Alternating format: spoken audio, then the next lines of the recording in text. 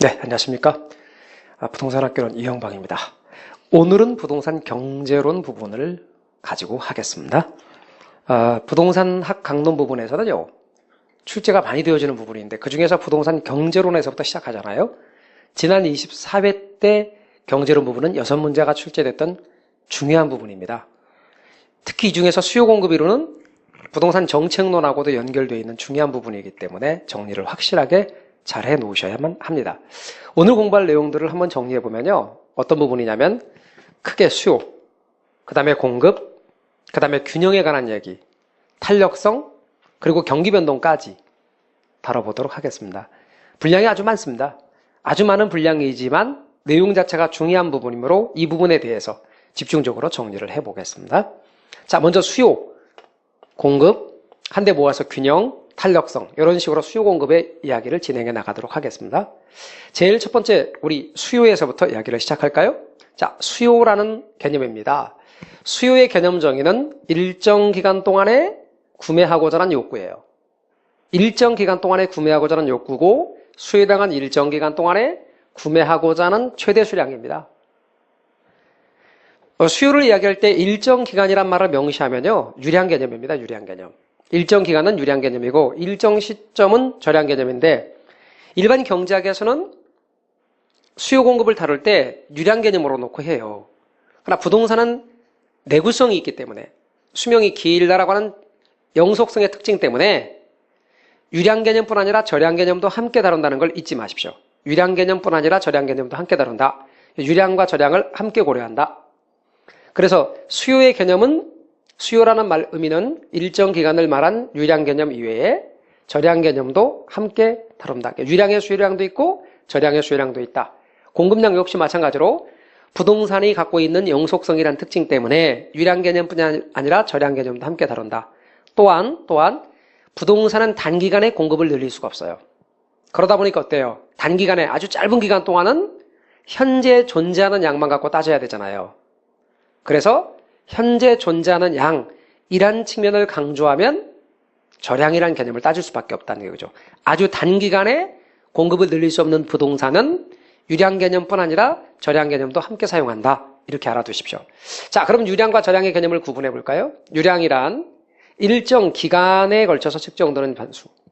일정 기간을 명시했을 때 명확해지는 개념. 저량이란 일정 시점에 측정하는 변수. 시점을 명시했을 때 명확해지는 개념이 저량이죠. 유량은 신규, 분양, 새것. 이 개념이 유량이라면 저량은 기존, 중고, 헌것. 이런 개념은 저량이 되는 겁니다. 그러니까 앞으로 신규나 분양이나 새것처럼 시간 걸리는 건 유량. 기존이나 중고나 헌것처럼 시점에서 측정되는 개념은 저량이다. 이렇게 여러분 알아두십시오.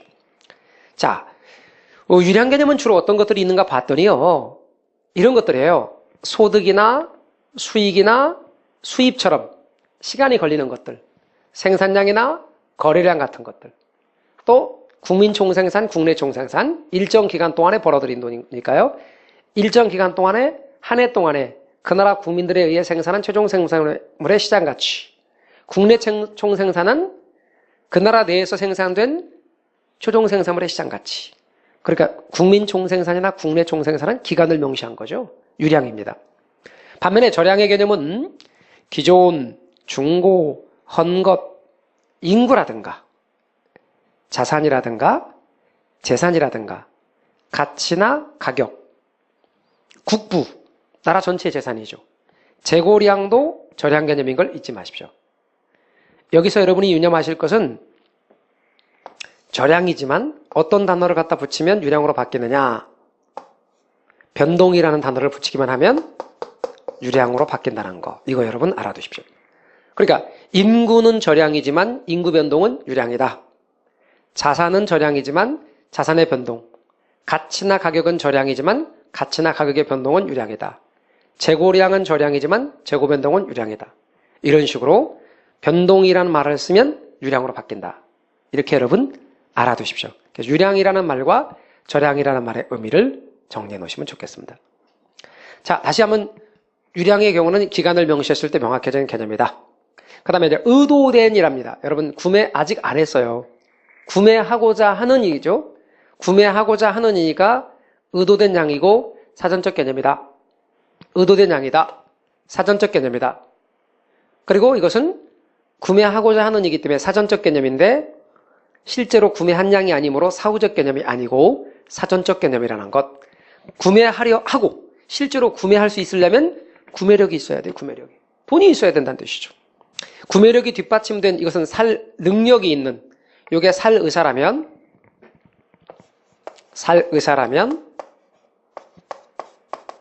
구매력은 무엇을 가리키는 말? 살 능력을 가리키는 말. 살 능력까지 뒷받침된 수요를 유효수요. 근데 사고는 싶은데 돈은 없다? 잠재수요. 근데 여기서 구매력이란 말을 쓸 때 구매력의 개념은 가처분 소득이 뒷받침된 그런 뜻인데요. 소득에서 세금을 빼고 마음대로 쓸 수 있는 돈을 가처분 소득이라 그래요. 가처분 소득과 똑같은 말은 처분 가능 소득이라고 해요. 근데요, 이건 가처분 소득만이 아니라 은행에서 대출받은 돈도 포함돼요. 그러니까 여기서 구매력의 경우는 대출금을 포함한 융자금도 포함된다. 융자금도 포함된다. 따라서 대출받은 금액, 대출액도 구매력의 개념 속에 포함시킬 수 있다. 그러니까 융자를 많이 해주면 구매력이 증가하는 거예요. 그래서 부동산의 수요가 증가하는 거죠. 그래서 이 개념도 여러분이 잘 구분을 해 놓으시면 좋겠습니다. 수요의 개념과 관련해서 정리할 부분들 알아놓으십시오. 수요와 관련해서 정리해야 될 부분들입니다. 자, 이제 수요의 개념 정의에 대해서 보았으면 우리는 수요 곡선에 대해서 이야기를 좀 해보자는 거죠. 우리 책의 68페이지에 나오는 수요 곡선입니다. 수요 곡선의 모양은 우아형의 형태인데 이거는 수요 법칙을 반영한 겁니다. 수요 법칙은 가격과 수요량의 반비례 관계를 말하는 거죠. 곡선의 경우는 음의 기울기를 갖고 있죠. 보실래요? 이렇게 됩니다. 이 수요 곡선인데요.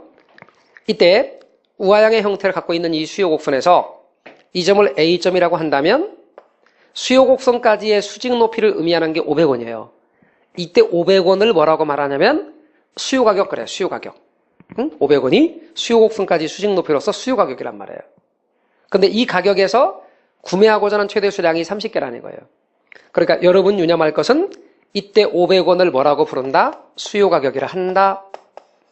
그런데 수요 가격은 이 소비자가 낼 마음이 있는 최고 가격이다. 이 말입니다. 500원 이상 낼 마음은 없어요. 이 사람이 낼 마음이 있는 최고 가격이다. 이렇게 알고 계십시오. 그리고 여기 30개는 수요량을 의미한다. 30개는 수요량을 의미하는 말이에요. 그러니까 30개, 여기 잘 안 보이시겠는데요? 30개는 무엇을 가리킨다? 수요량을 가리키는 말이다. 그런데 이 수요량은 이 소비자가 구매하고자 하는 최대 수량이다. 따라서 구매하고자 하는 최대 수량.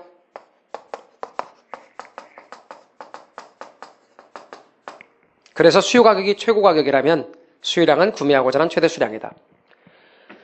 소비자는 이 물건을 30개째 사는데 30개째 물건에 대하여 이 사람이 낼 마음이 있는 최고 가격은 얼마란 얘기냐면 최고가 500원이라는 얘기예요. 500원 이상 낼 마음은 없어요. 자, 그런 의미에서 보면 이때 이 수요 곡선은 무슨 곡선이냐면 수요 곡선은 한계 휘용을 나타내는 곡선이다라고 말할 수 있어요. 수요 곡선은 한계 휘용을 나타내는 곡선이다. 이렇게 여러분 알아두시기 바랍니다. 자, 휘용을 나타내는 곡선이다. 이렇게 정리를 해 놓으시기 바랍니다. 자, 수요 곡선과 관련해서 그렇게 기본적인 정리를 해 놓으십시오. 우리는 수요 곡선의 모양에 대해서 다시 한번 이야기해 보면 좀 전에 얘기했던 것에 대한 정리 아닙니까? 자, 이제 이렇게요. 수요 곡선에 대해서 이야기하면 수요 곡선은 수요 법칙을 반영했고 가격과 수요량의 반비례 관계이며 음의 기울기다. 그런데 우리 수요표, 갑돌이의 수요표, 사과에 대한 갑돌이의 수요표를 1000원일 때 20개 사고 800원이면 25개, 600원으로 떨어지면 40개, 400원일 때 60개. 그 관계를 가격과 수요량의 대응점에 표시해 봤어요.